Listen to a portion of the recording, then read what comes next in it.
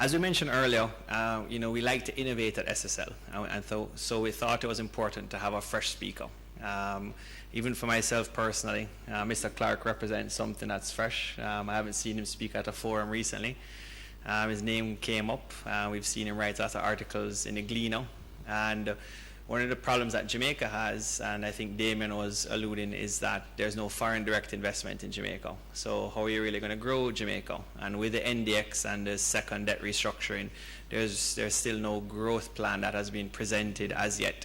And so, when you look at places like Panama, it was recently announced there's a $6 billion US foreign direct investment. There's a plan, or a part of a plan. But in Jamaica, we still have no FDI coming in.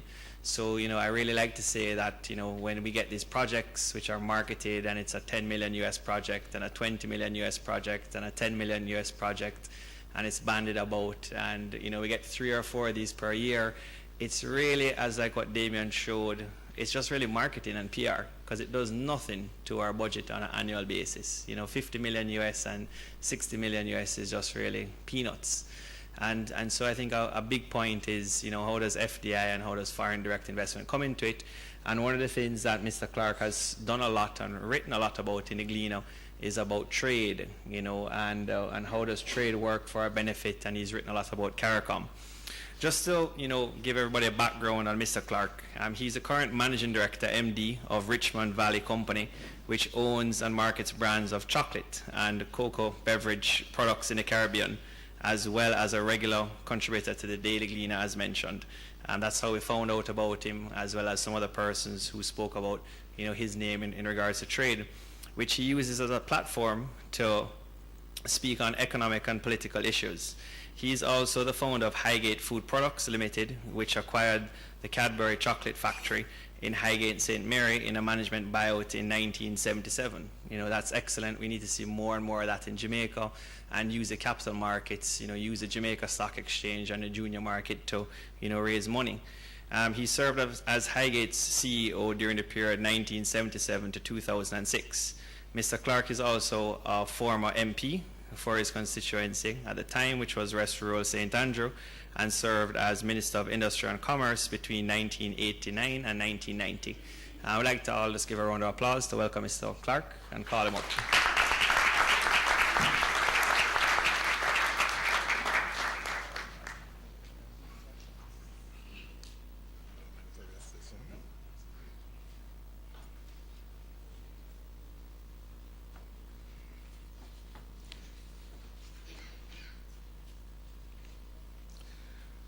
Thank you, Mark. Ladies and gentlemen, good afternoon. It's good to be here.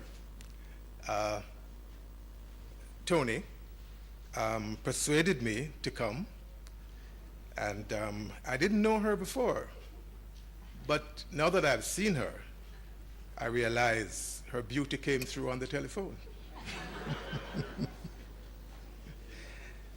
Ladies and gentlemen, I honestly don't spend all that much time in Jamaica these days. I spend most of my time in the Bahamas.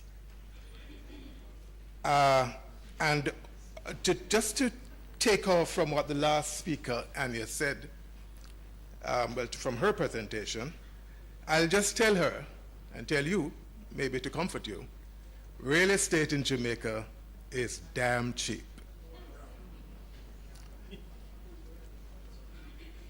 I really didn't have a topic when I was asked to be here. I didn't know what I was going to speak about until just a few days ago, I received a quite unexpected call from someone I had not heard from for about 20 years. He describes himself now as an international technocrat. But I remember him as someone who was interested in politics and had a strong passion for Jamaica's economic development. But among the things that struck me in his email was the reason for his decision to leave Jamaica and become an international technocrat. You see, he had written a paper recommending that Jamaica examine the economic strategies employed by both Ireland and Trinidad, and gave it to his minister. Well, the minister's response was very direct. You know, of all the governments in Trinidad that implemented their program, not one lasted more than one term. And that, my friends, was that. And he said that triggered his decision to leave Jamaica. And I mention this mail because I believe that that minister's reaction fully captures what has been responsible for Jamaica's failure over almost a quarter of a century in building a sound economy. And I know that there are many people who believe that Jamaica's economic problems began with the world international crisis. No, but you're wrong. Our problems started long before Lehman Brothers collapsed in, September of 2008. We just need to remember that during the 1990s and 2000s, when the world economy was booming, when all the economies in Latin America and in the Caribbean were thriving, Jamaica's economy was stagnating. Damon demonstrated much of that a while ago. And during this time, our political leaders were very, very happy to hold on to power without doing anything effectively to address this persistent failure of Jamaica to simply keep pace with the world. Not that there weren't persons like my friend, the international technocrat, to point them in the right direction, but guess what? For every one of him, there would be 10 persons who were telling the government exactly what they wanted to hear and exactly what they thought would be likely to give them another term in office. And friends, it is this kind of politically driven management of our economy that has paralyzed our economy for these many years. But I believe that as Jamaicans, all of us, committed to our country's development, we cannot allow economic paralysis to continue. And I believe that from the strong support I see for this program that is here to discuss how you do well in a difficult climate, I believe that there must be that a growing desire in the country to move our political leaders away from the direction that allows politics to dictate our decisions rather than the economic development of the country. But if we're going to be really serious about making a difference to Jamaica's development and the direction we take, we must begin with a very strong dose of reality. Jamaica today, to use pool terminology, is behind the 8 ball economically. We are losing the battle in trade, not only with the world, but with the small, as somebody used to call it, dibby-dibby islands of the Caribbean. I hope there are no CARICOM people here. Our trade deficit with the world has been as high as 43% of our gross domestic product. And our deficit with CARICOM has almost constantly been over $1 billion US. We're losing, not because there's anything wrong with us, of course there isn't, but we're losing because we are not organized to compete. And unless we organize ourselves to be a competitive economy, we will continue to be left out of the world economic game. We compete for capital to produce, but we don't get it, because here, capital used for production doesn't provide a competitive return. We compete to attract and retain valuable productive skills. But we can't, because without capital invested in productive activity, there's little opportunity to beneficially employ such skills. And so we lose over 80% of our tertiary graduates to other countries. And no game can be played without rules. We need a social environment, an environment of order and trust, in which the rules of the game are clear and consistently applied. But instead, what we have here is disorder. A dog-eat-dog, every man for himself society. And that's being fed by an environment of scarcity of legitimate economic opportunity. These, ladies and gentlemen, are the three core ingredients of a successful economy: financial capital invested in production, motivated human skills productively employed, and an environment of trust and order. That's all. And all three are tied together by the first one: attracting capital to production. And when we ask, why is it that capital won't come to production in Jamaica? The answer is simple. Production in our economic environment is not sufficiently competitive to give capital a return that is attractive. And so, the absence of these critical ingredients in our economy is why we have been unable to produce goods and services to export, or to compete with imports to satisfy our own consumption needs. It is that simple. And that is why I find it so very difficult to understand why our governments and their advisors have not directed their attention like a laser on this task of making the Jamaican economic environment competitive. Our governments over the years have thought that it is sufficient to identify what they regard as economic winners. Economic winners in industry, in sectors, and in companies. And they determine that these will succeed and therefore channel resources away from other sides of the economy into them to assist them. But there's one problem with this approach. If governments are going to make that decision, where is the evidence to suggest that governments know anything about business? You know, a long time ago,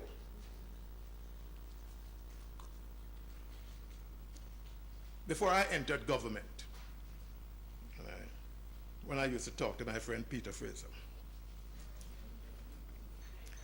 I was a passionate believer in picking winners. I was a picking winners man.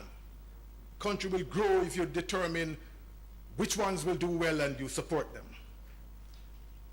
But when I entered government, I was disabused of that idea when the leader of a visiting World Bank delegation respectfully challenged it by pointing out that South Korea had an entirely different experience. He told a story that South Korea had set out on the same road of picking winners. They had developed an impressive list of winner industries and they were given government support. But in reviewing the economic results a few years later, they were amazed to find that that performing well above all of the industries that they had picked as winners was the category called other. And among the individual products within that category, the most spectacular success was a product we see a lot of today: human hair.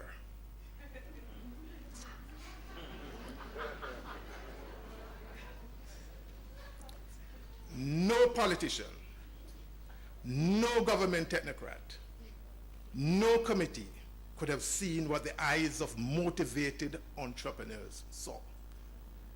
Across the Pacific Ocean was a very rich country where millions of comparatively affluent women wanted long hair and didn't have it. at the same time, South Korean teenage girls, as a rite of passage, were cutting off their long hair and throwing it away. Well, the businessmen who recognized and pursued the opportunity of putting these two phenomena together for profit didn't need government to move resources from the rest of the economy to support them. All these Korean businessmen wanted was a competitive economic environment and access to markets. And my friends, I tell you, I never forgot the lesson of that story. No country needs government to tell its business people what will be profitable and what will not. Our government has spent massive sums in this endeavor to pick economic winners, and has gone even further and itself taken on the role of entrepreneur, squandering billions of dollars of the country's resources in the process. Much of the staggering debt of $1.7 trillion that we have today represents the costly result of that folly. What the South Korean government and other Asian tiger governments realized is that by far the most important agent of economic development is a competitive domestic economic environment in which the inputs that go into the production of the country's goods and export services are priced competitively against those that go into the production of similar goods and services in other countries. That is what underlies competitive firms, competitive industries, and successful countries. It is what allows domestic production to withstand the challenge of imports and to penetrate external markets. That is what ultimately leads to economic success and prosperity in a country. And just as it is not true that picking economic winners is the key to economic success, it is also not true that economic growth requires mega projects, particularly when they are promoted by governments, which is what our government now seems to be pinning its hopes on growth on.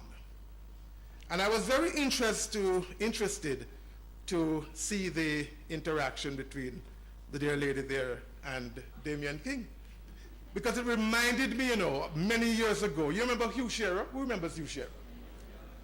And he was a very jokify man, right? Hugh Shearer, when he was in opposition, heard the government promoting a lot of plans and developments. And one night he was at a public meeting and he delivered this line. All you hear the government talking about on television is new project. Every time you turn on the TV, all you can hear is minister say, minister say, minister say. Now I know what the minister said, ma'am.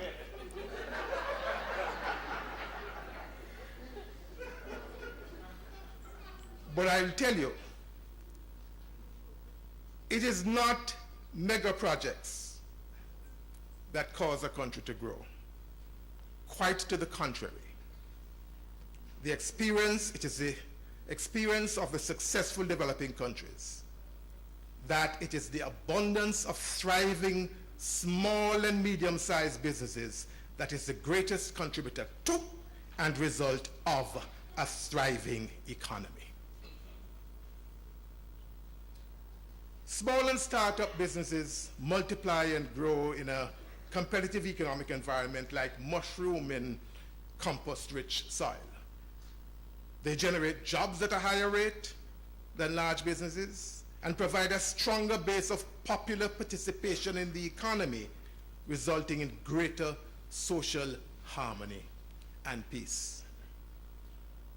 An uncompetitive economic environment, on the other hand, kills private initiative and discourages new businesses and startups because they can't get inputs to go into their business that will allow them to compete and still turn a profit. It's that simple. And one example of how you know, businesses can grow, an economy can grow out of small business, is what used to be known in Jamaica as the pants length man. Anybody knows what I'm talking about? Guys who used to have piles of material selling on the street corner.